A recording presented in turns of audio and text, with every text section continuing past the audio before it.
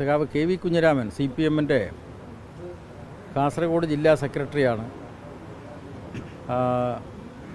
അതുപോലെ തന്നെ Manikandan CPM-ൻ്റെ area secretary ആയിരുന്നു, ഇപ്പം ജില്ലാ കമ്മിറ്റി മെമ്പറാണ്. അവരുൾപ്പെടെയുള്ള 5 സഖാക്കളെ കണ്ടിട്ടാണ് ഞാൻ സംസാരിച്ചത്.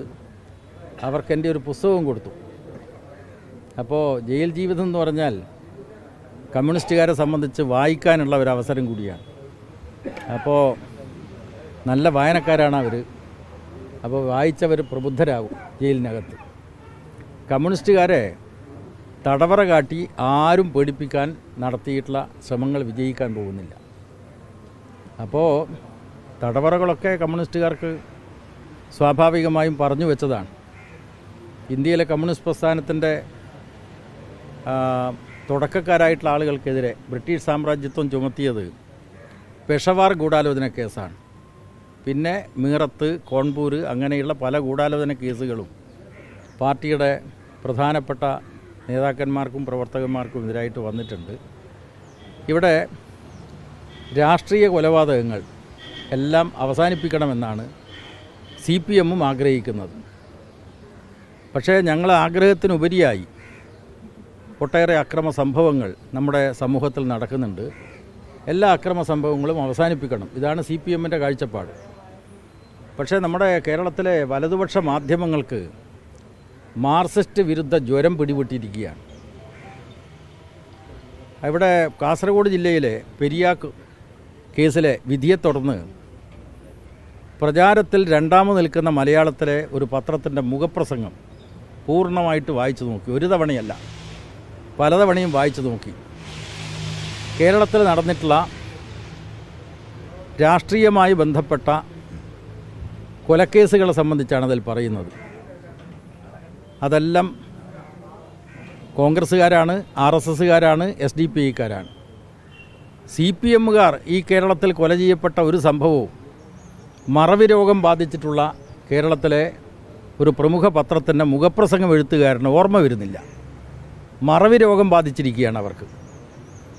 ഇരട്ടക്കൊലയെ സംബന്ധിച്ച് പറയുമ്പോൾ തിരുവനന്തപുരത്ത് വെഞ്ഞാറമൂട്ടിൽ 2020 തിരുവോണത്തിൻ്റെ തലേ ദിവസം CPM-ൻ്റെ 2 പ്രവർത്തകന്മാരെ കൊലപ്പെടുത്തിയിട്ടുണ്ട്.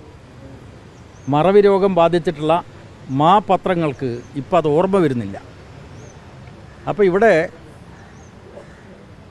ഏത് തരത്തിലുള്ള രാഷ്ട്രീയ കൊലപാതകവും അവസാനിപ്പിക്കണം, അക്രമം അവസാനിപ്പിക്കണം, സമൂഹത്തിൽ സമാധാനമാണ് ഉണ്ടാവേണ്ടത്. കഴിഞ്ഞ 8.5 വർഷക്കാലം കേരളത്തിൽ LDF ഭരിക്കുന്ന കാലത്ത് പൊതുവിൽ വർഗീയ സംഘർഷങ്ങളൊക്കെ ഇല്ലാത്ത സാമൂഹ്യമായ സമാധാനം നിലനിൽക്കുന്ന ഒരു അന്തരീക്ഷമാണ്. ആ അന്തരീക്ഷം സംരക്ഷിക്കണം.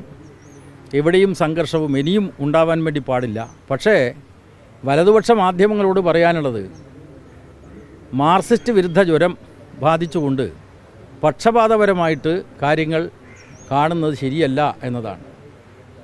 ഇവിടെ കേരളത്തിലെ പ്രചാരത്തിലുള്ള ഒരു പത്രം ഒരു ജീവപര്യന്തം തടവ് ശിക്ഷക്കാരനായിട്ടുള്ള ഒരു പ്രതിക്ക് മനുഷ്യാവകാശ കമ്മീഷൻ്റെ ശുപാർശ അനുസരിച്ച് പരോള് കിട്ടി. അപ്പോൾ അതിന് ആ വാർത്തക്ക് കൊടുത്ത തലക്കെട്ട് കൊടികെട്ടിയ മനുഷ്യാവകാശം എന്നാണ്. അപ്പോൾ മനോരമ പത്രത്തിൻ്റെ തലപ്പത്തിരിക്കുന്നവർക്ക് ഇഷ്ടപ്പെടാത്തവർക്കൊന്നും മനുഷ്യാവകാശം പാടില്ലെന്നാണോ അവർ പറയുന്നത്? അപ്പോൾ അതുകൊണ്ട് മാധ്യമങ്ങളുടെ ഈ കോപ്പിരാട്ടി കണ്ടൊന്നും കമ്മ്യൂണിസ്റ്റുകാർ പേടിച്ചു പോകില്ല എന്ന് അത്തരം മാധ്യമങ്ങളെ ഓർമ്മിപ്പിക്കാൻ ഞാൻ ആഗ്രഹിക്കുകയാണ്. ഇതിവിടെ വിധി വന്നിട്ടുണ്ട്. അവരിപ്പോൾ ജയിലിലാണുള്ളത്. നിയമപരമായിട്ടുള്ള പോരാട്ടത്തിൻ്റെ വഴി അവർക്കുണ്ട്. തീർച്ചയായിട്ടും അങ്ങനെയുള്ള പല വിധികളും പിന്നീട് ഉപരികോടതികളെ സമീപിച്ചുകൊണ്ട് ആ വിധിയൊക്കെ ഒഴിവാക്കിയിട്ടുണ്ട്. നിരപരാധികളാണെന്ന് തെളിയിക്കപ്പെട്ടിട്ടുണ്ട്. അതിനുള്ള അവസരം ഞങ്ങൾ വിനിയോഗിക്കും എന്നാണ് പ്രതികളായിട്ടുള്ള സഖാക്കൾ ഞങ്ങളോട് പറഞ്ഞിട്ടുള്ളത്. അതനുസരിച്ച് മുന്നോട്ട് പോകും. അതിലാദ്യം ഈ കൃത്യത്തിൽ നേരിട്ട് പങ്കെടുത്ത ഈ മുൻ ലോക്കൽ കമ്മിറ്റി അംഗം A. പീതാംബരൻ ഉൾപ്പെടെ പാർട്ടി തള്ളിപ്പറഞ്ഞതാണ്. അപ്പോൾ ആ പ്രതികളെ കൂടി ജയിലിലെത്തിക്കുമ്പം ജയരാജൻ ഇവിടെ എത്തി. അപ്പോൾ അവരെ കൂടി കാണാൻ തന്നെയാണ്, അവർക്കും കൂടി ഐക്യദാർഢ്യമാണോ? അങ്ങനെ അല്ല, അതായത് കേസിൻ്റെ വിശദാംശങ്ങളിലേക്കൊന്നും കടക്കാൻ ഞാൻ ആഗ്രഹിക്കുന്നില്ല. അത് കേസിൻ്റെ ഭാഗമായിട്ട് കോടതിയിൽ നടക്കേണ്ട കാര്യമാണ്. പക്ഷേ നിങ്ങളെപ്പോലെയുള്ള മാധ്യമങ്ങൾ കാണിക്കുന്ന ഈ മാർക്സിസ്റ്റ് വിരുദ്ധ ജ്വരം ഉണ്ടല്ലോ, അതിനെ ജനങ്ങൾ പുച്ഛത്തോടു കൂടിയാണ് കാണുന്നത്. കാരണം ഇവിടെ CPM-കാർ കൊല്ലപ്പെടേണ്ടവരാണ് എന്നതാണോ നിങ്ങളുടെ ധാരണ? ഇരട്ടക്കൊലയെ സംബന്ധിച്ച് പറയുന്ന നേരത്ത് തിരുവനന്തപുരത്ത് വെഞ്ഞാറമൂടിൽ CPM-ൻ്റെ 2 പ്രവർത്തകന്മാരെ തിരുവോണത്തിൻ്റെ തലേ ദിവസം ഒരു 4 വർഷം മുമ്പാണല്ലോ കൊലപ്പെടുത്തിയത്. എന്താ നിങ്ങൾക്ക് വാർത്തയാക്കാൻ തോന്നാത്തത്? ഞാനിപ്പോൾ ഈ ജയിലിലെത്തിയിട്ടുള്ളത് കണ്ണപുരത്ത് CPM-ൻ്റെയും DYFI-യുടെയും മുശിരനായിട്ടുള്ള പ്രവർത്തകൻ സഖാവ് റീജിത്തിനെ കൊലപ്പെടുത്തിയ സംഭവത്തെ തുടർന്ന് അതിലെ 9 പേരും RSS-കാരായിട്ടുള്ള പ്രതികൾ കുറ്റക്കാരാണെന്ന് കോടതി വിധിച്ചിരിക്കുകയാണ്. ആ റീജിത്ത് രക്തസാക്ഷിയുടെ വീട്ടിൽ പോയിട്ടാണ് ഇവിടെ വരുന്നത്. അപ്പോൾ ഈ നിങ്ങളുടെ മാധ്യമധർമ്മബോധം അത് CPM-രുടെ കാര്യത്തിൽ എന്തുകൊണ്ടാണ് അത് ഉയർത്തിപ്പിടിക്കാത്തത് എന്ന ചോദ്യമാണ് എനിക്ക് ചോദിക്കാനുള്ളത്. അതുകൊണ്ട് ഓരോ കേസിനും എത്ര വിശദാംശങ്ങളുണ്ടാവും. നിഷ്ഠൂരമായിട്ടുള്ള കൊലപാതകങ്ങൾ ഈ കേരളത്തിൽ നടന്നിട്ടുണ്ട്. കമ്മ്യൂണിസ്റ്റുകാർ, DYFI-ക്കാർ, SFI-ക്കാരൊക്കെ കൊല ചെയ്യപ്പെട്ടിട്ടുണ്ട്. അന്നേരത്തൊന്നും നിങ്ങളുടെ ധർമ്മബോധം കാശിക്ക് പോയിരുന്നോ? പാർട്ടി തള്ളിപ്പറഞ്ഞ പ്രതികളെ കാണാൻ അതാ ഞാൻ പറഞ്ഞത്. അതിപ്പോൾ ഈ കണ്ണൂർ ജില്ലയിലെ ഒരു വിദ്യാർത്ഥിയായിരുന്നല്ലോ ധീരജ്, ഓർമ്മയുണ്ടോ? ഇടുക്കി എഞ്ചിനീയറിംഗ് കോളേജിലെ SFI പ്രവർത്തകനായിട്ടുള്ള ധീരജിനെ കോളേജിനകത്ത് കയറി അവിടുത്തെ വിദ്യാർത്ഥിയല്ലാത്ത ഒരു കോൺഗ്രസ്സുകാരൻ കുത്തിക്കൊലപ്പെടുത്തി. ആ കൊലക്കേസിലെ പ്രതിയെ കോൺഗ്രസിൻ്റെ നേതാക്കന്മാർ കൂട്ടി നടന്നപ്പോൾ നിങ്ങൾ എവിടെ പോയിരുന്നു? നിങ്ങളുടെ ഈ ധാർമ്മിക ബോധം അന്നൊന്നും കണ്ടിട്ടില്ലല്ലോ.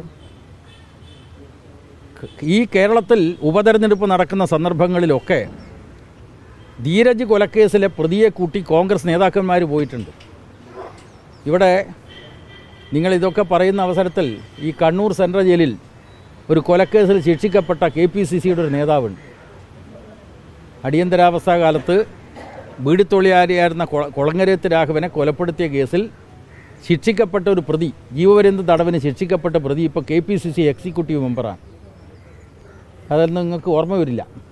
അതുകൊണ്ടാണ് ഞാൻ പറഞ്ഞത്, നിങ്ങൾ CPM വിരുദ്ധ ജ്വരം ബാധിച്ച് പക്ഷപാതപരമായിട്ടുള്ള വാർത്തകൾ കൊടുക്കുകയാണ്. അതിനെ ജനങ്ങൾ പുച്ഛത്തോടു കൂടിയാണ് നോക്കിക്കാണുന്നത്.